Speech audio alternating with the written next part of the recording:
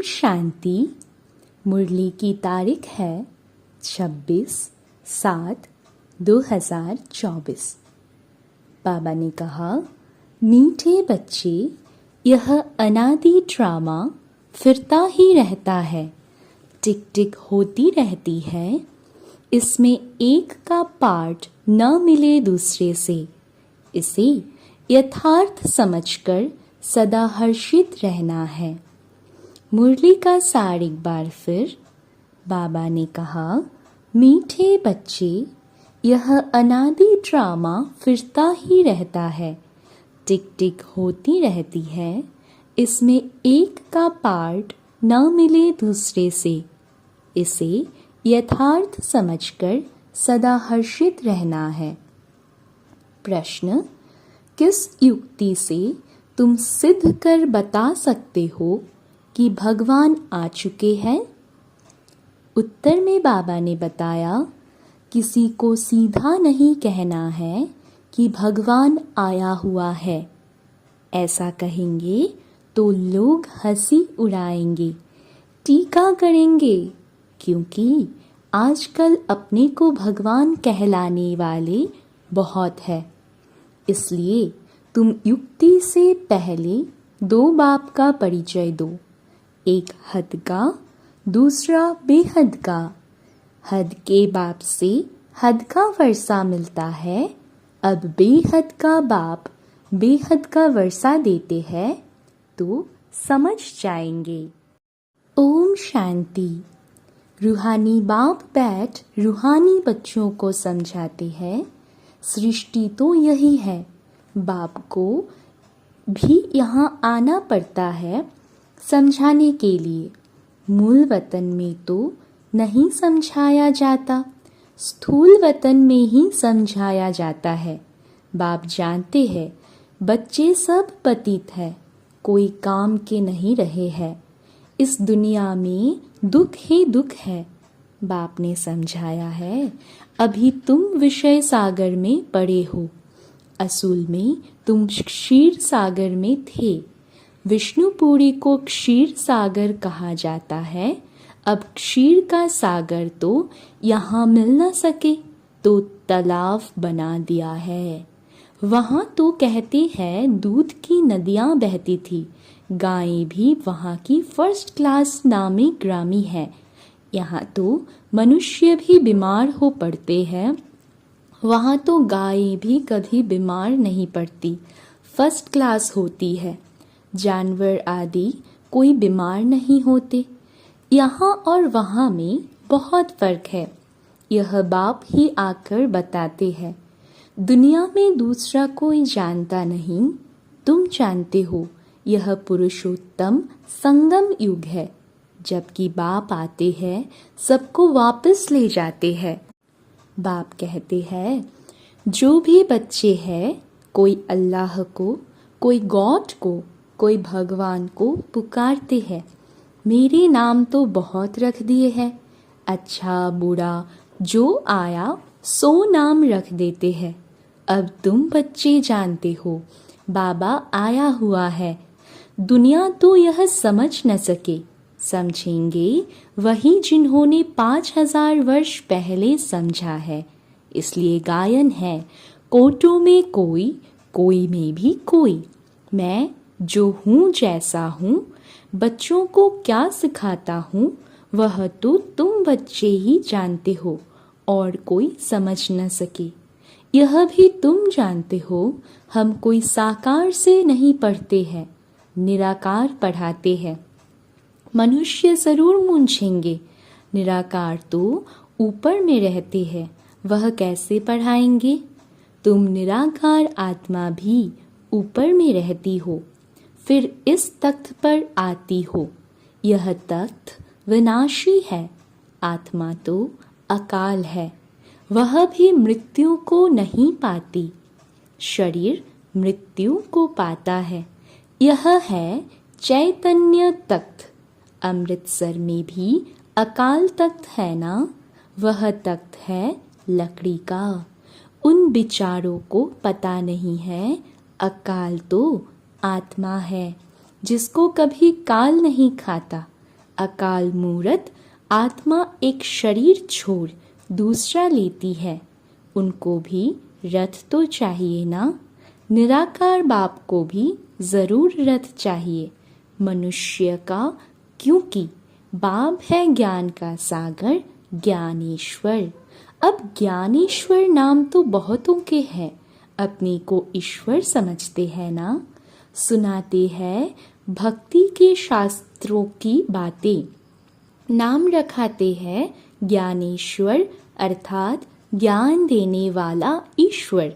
वह तो ज्ञान सागर चाहिए, उनको ही गॉड फादर कहा जाता है। यहाँ तो ढेर भगवान हो गए हैं। जब बहुत ग्लानि हो जाती, बहुत गरीब हो जाते, दुखी हो जाते हैं, तभी बाप आते हैं। बाप को कहा जाता है गरीब निवाज। आखिर वह दिन आता है जो गरीब निवाज बाप आते हैं। बच्चे भी जानते हैं बाप आकर स्वर्ग की स्थापना करते हैं। वहाँ तो अथाह धन होता है, पैसे कभी गिने नहीं जाते। यहाँ हिसाब निकालते हैं इतने अरब खरब खर्चा हुआ, वहाँ यह नाम ही नहीं अथाह धन रहता है। अभी तुम बच्चों को मालूम पड़ा है बाबा आया हुआ है हमको अपने घर ले जाने लिए। बच्चों को अपना घर भूल गया है, भक्ति मार्ग में धक्के खाते रहते हैं। इसको कहा जाता है रात। भगवान को ढूंढते ही रहते हैं, परंतु भगवान कोई को मिलता नहीं। अभी भगवान आया हुआ है, यह भी तुम बच्चे जानते हो। निश्चय भी है, ऐसे नहीं सबको पक्का निश्चय है। कोई न कोई समय माया भुला देती है, तब बाप कहते हैं आश्चर्यवत मेरे को देखंती, मेरा बनंती औरों को सुनावंती। अहो माया, तुम कितनी जबरदस्त हो जो फिर भी भागंती करा देती हो। भागंती तो ढेर होते हैं, फारकती देवंती हो जाते हैं। फिर वह कहाँ जाकर जन्म लेंगे? बहुत हल्का जन्म पाएंगे, इम्तिहान में नापास हो पड़ते हैं। यह है मनुष्य से देवता बनने का इम्तिहान। बाप ऐसे तो नहीं कहेंगे कि सब नारायण बनेंगे, नहीं। जो अच्छा पुरुषार्थ करेंगे वे पद भी अच्छा पाएंगे। बाप समझ जाते हैं कौन अच्छे पुरुषार्थी है, जो औरों को भी मनुष्य से देवता बनाने का पुरुषार्थ कराते हैं, अर्थात बाप की पहचान देते हैं।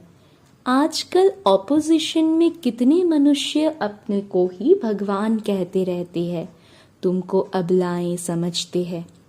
अब उन्हों को कैसे समझाए कि भगवान आया हुआ है। सीधा किसको कहेंगे भगवान आया है, तो ऐसे कभी मानेंगे नहीं। इसलिए समझाने की भी युक्ति चाहिए। ऐसे कभी किसी को कहना नहीं चाहिए कि भगवान आया हुआ है। उनको समझाना है तुम्हारे दो बाप हैं, एक है परलौकिक बेहद का बाप, दूसरा लौकिक हद का बाप। अच्छी रीति परिचय देना चाहिए, जो समझें कि यह ठीक कहते हैं। बेहद के बाप से वर्षा कैसे मिलता है यह कोई नहीं जानते। वर्षा मिलता ही है बाप से। और कोई भी ऐसे कभी नहीं कहेंगे कि मनुष्य को दो बाप होते हैं। तुम सिद्ध कर बतलाते हो हद के लौकिक बाप से हद का वर्षा और पारलौकिक बेहद बाप से बेहद अर्थात नई दुनिया का वर्षा मिलता है। नई दुनिया है स्वर्ग, सो तो जब बाप आए तब ही आकर देवे। वह बाप है ही नई सृष्टि का रचने वाला। बाकी तुम सिर्फ कहेंगे भगवान आया हुआ है, तो कभी मानेंगे नहीं और ही टीका करेंगे, सुनेंगे ही नहीं। सतयुग में तो समझाना नहीं होता, समझाना तब पड़ता है जब बाप आकर शिक्षा देते हैं। सुख में सिमरन कोई नहीं करते हैं, दुख में सब करते हैं। तो उस पारलौकिक बाप को ही कहा जाता है दुख हरता सुख करता। दुख से लिबरेट कर गाइड बन फिर ले जाते हैं अपने घर स्वीट होम। उनको कहेंगे स्वीट साइलेंस होम। वहाँ हम कैसे जाएंगे यह कोई भी नहीं जानते। न रचता न रचना के आदि मध्य अंत को जानते हैं। तुम जानते हो हमको बाबा निर्वाण धाम ले जाने के लिए आया हुआ है। सब आत्माओं को ले जाएंगे, एक को भी छोड़ेंगे नहीं। वह है आत्माओं का घर, यह है शरीर का घर। तो पहले पहले बाप का परिचय देना चाहिए। वह निराकार बाप है, उनको परमपिता भी कहा जाता है। परमपिता अक्षर राइट है और मीठा है। सिर्फ भगवान ईश्वर कहने से वर्षे की खुशबू नहीं आती है। तुम परमपिता को याद करते हो तो वर्षा मिलता है। बाप है ना, यह भी बच्चों को समझाया है। सतयुग है सुखधाम, स्वर्ग को शांति धाम नहीं कहेंगे। शांति धाम जहाँ आत्माएं रहती है, यह बिल्कुल पक्का करा लो। आप कहते हैं बच्चे तुमको यह वेद शास्त्र आदि पढ़ने से कुछ भी प्राप्त नहीं होती है। शास्त्र पढ़ते ही है भगवान को पाने के लिए। और भगवान कहते हैं मैं किसको भी शास्त्र पढ़ने से नहीं मिलता हूँ। मुझे यहाँ बुलाते ही है कि आकर इस पतित दुनिया को पावन बनाओ। यह बातें कोई समझती नहीं है, पत्थर बुद्धि है ना। स्कूल में बच्चे नहीं पढ़ते हैं तो कहते हैं ना कि तुम तो पत्थर बुद्धि हो। सतयुग में ऐसे नहीं कहेंगे। पारस बुद्धि बनाने वाला है ही परमपिता बेहद का बाप। इस समय तुम्हारी बुद्धि है पारस, क्योंकि तुम बाप के साथ हो। फिर सतयुग में एक जन्म में भी इतना ज़रा फर्क ज़रूर पड़ता है। 1250 वर्ष में 2 कला कम होती है। सेकंड बाय सेकंड 1250 वर्ष में कला कम होती जाती है। तुम्हारा जीवन इस समय एकदम परफेक्ट बनता है, जबकि तुम बाप मिसल ज्ञान का सागर, सुख शांति का सागर बनते हो। सब वर्षा ले लेते हो। बाप आते ही है वर्षा देने। पहले पहले तुम शांति धाम में जाते हो, फिर सुख धाम में जाते हो। शांति धाम में तो है ही शांति। फिर सुख धाम में जाते हो, वहाँ अशांति की ज़रा भी बात नहीं। फिर नीचे उतरना होता है। मिनट बाय मिनट तुम्हारी उतराई होती है। नई दुनिया से पुरानी होती जाती है। तब बाबा ने कहा था हिसाब निकालो। 5000 वर्ष में इतने मास, इतने घंटे, इतने मिनट, इतने सेकंड तो मनुष्य वंडर खाएंगे। यह हिसाब तो पूरा बताया है। एक्यूरेट हिसाब लिखना चाहिए। इसमें ज़रा भी फर्क नहीं पड़ सकता। मिनट बाय मिनट टिक टिक होती रहती है। सारा रील रिपीट होता, फिरता फिरता फिर रोल होता जाता है। फिर वही रिपीट होगा।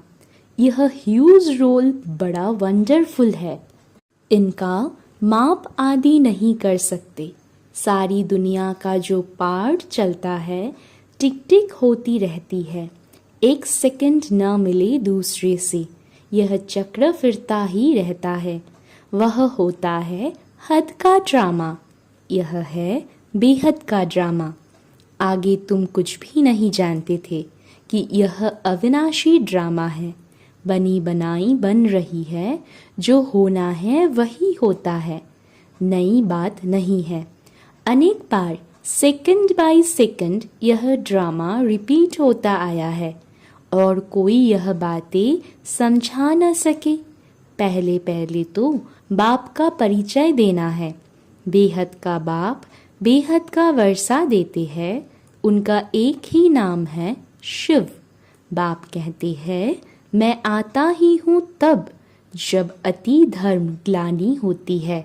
इसको कहा जाता है घोर कलयुग। यहाँ बहुत दुख है। कई है जो कहते हैं ऐसे घोर कलयुग में पवित्र कैसे रह सकते हैं, परंतु उन्हों को यह पता ही नहीं है कि पावन बनाने वाला कौन है। बाप ही संगम पर आकर पवित्र दुनिया स्थापन करते हैं। वहाँ स्त्री पुरुष दोनों पवित्र रहते हैं। यहाँ दोनों अपवित्र है। यह है ही अपवित्र दुनिया, वह है पवित्र दुनिया, स्वर्ग हेवन। यह है दोज़ख नर्क हेल। तुम बच्चे समझ गए हो नंबरवार पुरुषार्थ अनुसार। समझाने में भी मेहनत है। गरीब झट समझ जाते हैं। दिन प्रतिदिन वृद्धि होती जाती है। फिर मकान भी इतना बड़ा चाहिए।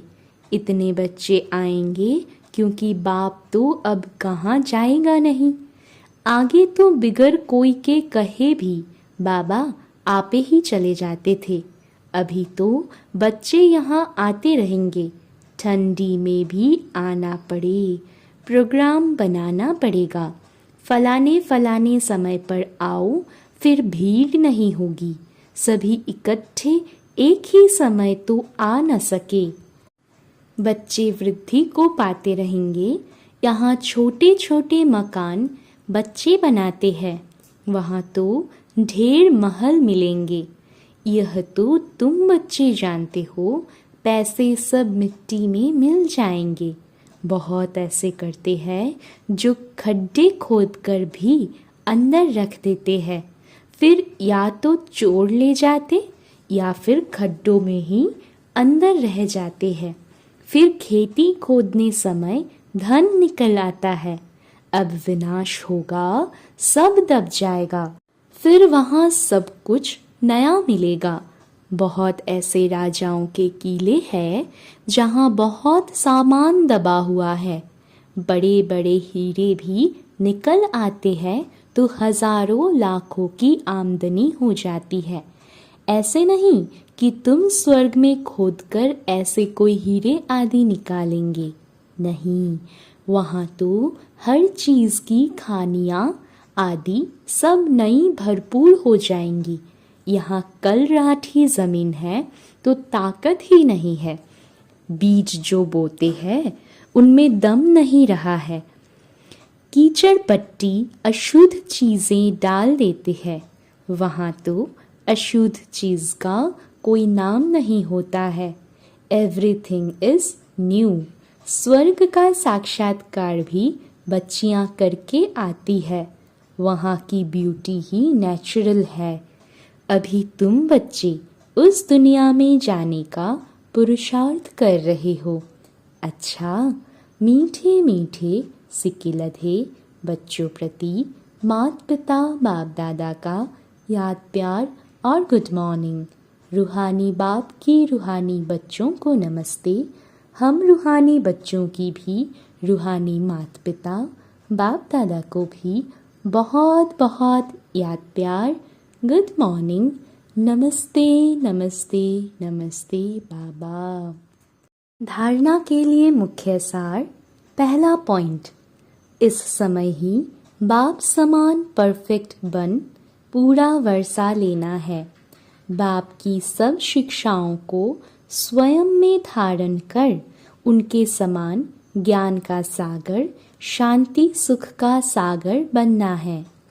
दूसरा पॉइंट, बुद्धि को पारस बनाने के लिए पढ़ाई पर पूरा पूरा ध्यान देना है। निश्चय बुद्धि बन मनुष्य से देवता बनने का इम्तिहान पास करना है। धारणा एक बार फिर। पहला पॉइंट, इस समय ही बाप समान परफेक्ट बन पूरा वर्षा लेना है। बाप की सब शिक्षाओं को स्वयं में धारण कर उनके समान ज्ञान का सागर, शांति सुख का सागर बनना है। दूसरा पॉइंट, बुद्धि को पारस बनाने के लिए पढ़ाई पर पूरा पूरा ध्यान देना है। निश्चय बुद्धि बन मनुष्य से देवता बनने का इम्तिहान पास करना है। वरदान, निश्चित विजय के नशे में रह बाप की पदम गुना मदद प्राप्त करने वाले मायाजीत भव। वरदान एक बार फिर, निश्चित विजय के नशे में रह बाप की पदम गुना मदद प्राप्त करने वाले मायाजीत भव। व्याख्या में बाबा ने बताया, बाप की पदम गुना मदद के पात्र बच्चे माया के वार को चैलेंज करते हैं कि आपका काम है आना और हमारा काम है विजय प्राप्त करना। वे माया के शेर रूप को चींटी समझते हैं क्योंकि जानते हैं कि यह माया का राज्य अब समाप्त होना है। हम अनेक बार के विजयी आत्माओं की विजय 100% निश्चित है। यह निश्चित का नशा बाप की पदम गुना मदद का अधिकार प्राप्त कराता है। इस नशे से सहज ही मायाजीत बन जाते हो। स्लोगन, संकल्प शक्ति को जमा कर स्व प्रति व विश्व प्रति इसका प्रयोग करो। स्लोगन एक बार फिर, संकल्प शक्ति को जमा कर स्व प्रति व विश्व प्रति इसका प्रयोग करो। अच्छा, ओम शांति।